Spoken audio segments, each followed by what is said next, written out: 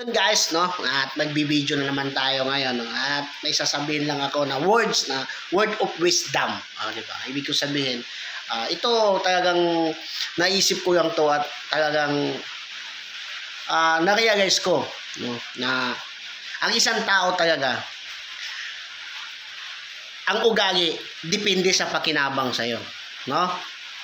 May mga taong siguro hindi ganon, pero sadyang may taong ganon talaga yung ugali, no?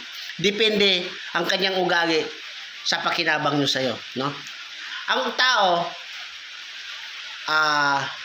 naglalabas yung tunay na ugali pag hindi na nakikinabang sa'yo.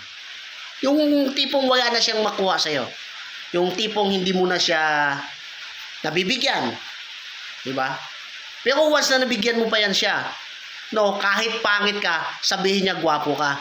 Kahit sinungaling ka, sabihin niya hindi ka sinungaling. O, diba? Ganon yung mga tao. Lahat ng mabuting sasabihin niya ay sasabihin niya.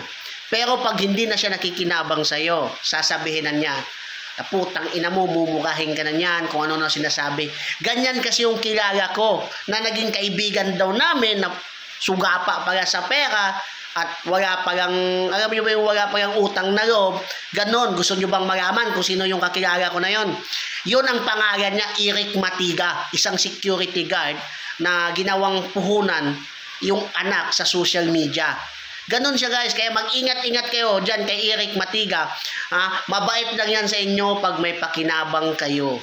Diba? Pag wala na, titirahin na kayo niyan, mumurahin na kayo, at hindi mapagkakatiwalaan yan. Nilalabas niyan yung mga information na mahalaga. Baling-bing yan eh. Mag-ingat kayo guys kay Eric Matiga. Diba?